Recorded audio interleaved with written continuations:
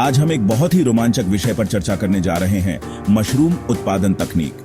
ये सिर्फ एक फसल नहीं बल्कि एक कला है और हम आपको इसके हर पहलू से रूबरू कराएंगे। तो चलिए शुरू करते हैं। नमस्कार दोस्तों, मैं हूं आपका होस्टेस, आपका नाम। और आज हम एक ऐसी चीज के बारे में बात करने जा रहे हैं जो आपके भोजन को स्वादिष्ट और आपके बैंक खाते को थोड़ा और भरा बना सकती है। मशरूम। जी हाँ, मशरूम उत्पादन तकनीक। मशरूम, जिसे कुकुरमुत्ता भी कहते हैं, न केवल स्वादिष्ट होते हैं बल्कि पौष्टिक भी होते हैं। इनमें प्रोटीन, विटामिन और खनिज भरपूर मात्रा में पाए जाते हैं। और सबसे अच्छी बात यह है कि आप इन्हें घर पर भी उगा सकते हैं। तो मशरूम उत्पादन की मूल बातें क्या हैं? सबसे पहले हमें समझना होगा कि मशरूम पौधे नहीं होते। वे कवक, फंजियां होते हैं और उन्हें प्रकाश संश्लेषण की आवश्यकता नहीं होती।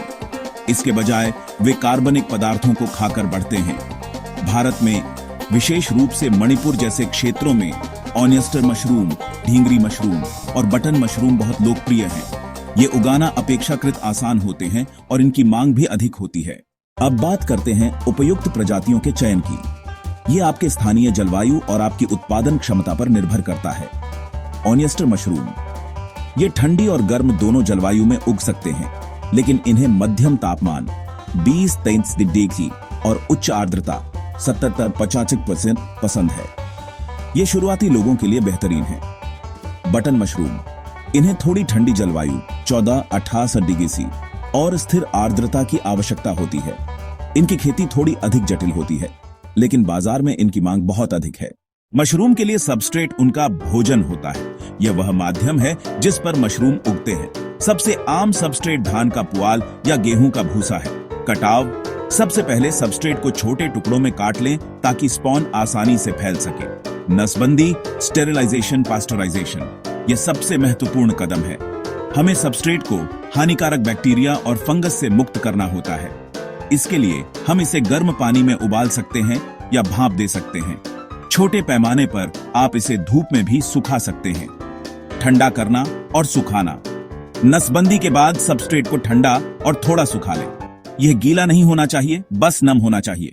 स्पॉन बीज की तरह होता है जिससे मशरूम उगते हैं। यह दरअसल मशरूम कवक का माइसेलियम होता है जो अनाज पर उगाया जाता है। स्पॉन मिलाना, सबस्ट्रेट के ठंडा होने के बाद साफ हाथों से स्पॉन को सबस्ट्रेट के साथ अच्छी तरह मिला लें। बैग भरना, अब इस मिश्रण को प्लास्टिक बैग में भरें। सुनिश्चित करें कि बैग में हवा के लिए छोटे छेद हों। ये छेद ऑक्सीजन प्रदान करते हैं और अतिरिक्त नमी को बाहर निकलने देते हैं। एक बार जब आप स्पॉन को सबस्ट्रेट में मिला देते हैं तो अगला चरण माइसेलियल ग्रोथ है। अंधेरा और तापमान, इन बैगों को एक अंधेरे और गर्म स्थान पर रखें। ऑनियस्टर मशरूम के लिए 20-25 डिग्री का तापमान आदर्श होता है। प्रतीक्षा, लगभग 15-25 दिनों में आप देखेंगे कि सफेद रेशेदार माइसेलियम पूरे सबस्ट्रेट में फैल जाएगा।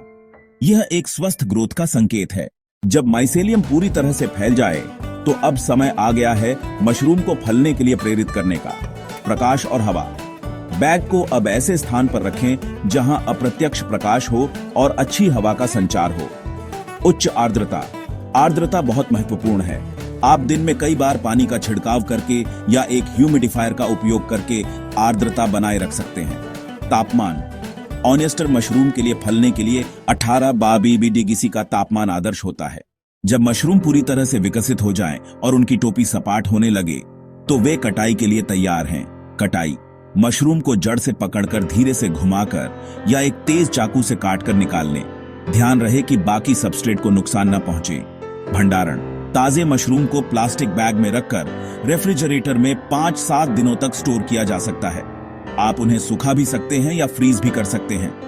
आगे की फसलें, एक बार कटाई करने के बाद बैग को कुछ दिनों के लिए आराम दें और फिर से आर्द्रता और हवा प्रदान करें। आपको उसी बैग से कई फसलें मिल सकती हैं। मशरूम उगाना रोमांचक है, लेकिन कुछ चुनौतियां भी आ सकती हैं। संक्रमण, यदि सबस्ट्रेट ठीक से निष्फल नहीं हुआ है तो आपको हरे या काले फफूंद जैसे संक्रमण दिख सकते हैं। समाधान, बेहतर नसबंदी। फलने में विफलता, यदि मशरूम नहीं उग रहे हैं तो आर्द्रता, तापमान या हवा के संचार की जांच करें। कीट, कभी कभी छोटे कीड़े समस्या पैदा कर सकते हैं। अपने उत्पादन क्षेत्र को साफ रखें और यदि आवश्यक हो तो जैविक कीट नियंत्रण का उपयोग करें। मशरूम उत्पादन एक धैर्य और सीखने की प्रक्रिया है। हर बार जब आप उगाते हैं तो आप कुछ नया सीखते हैं। दोस्तों, मुझे उम्मीद है कि यह वीडियो आपको मशरूम उत्पादन तकनीक के बारे में एक अच्छी समझ दे पाया होगा। यह न केवल एक अच्छा शौक है, बल्कि एक टिकाऊ और लाभदायक व्यवसाय भी हो सकता है, खासकर बिष्णुपुर, मणिपुर जैसे कृषि प्रधान क्षेत्रों में। तो देर किस बात की, आज ही अपनी मशरूम उगाने की यात्रा शुरू करें। अगर आपके कोई सवाल हैं तो नीचे कमेंट सेक्शन में पूछना ना भूलें। इस वीडियो को लाइक करें, शेयर करें और हमारे चैनल को सब्सक्राइब करना ना भूलें, ताकि आप ऐसे और भी रोमांचक वीडियो मिस न करें। धन्यवाद और अगली बार तक खुश रहें और उगाते रहें।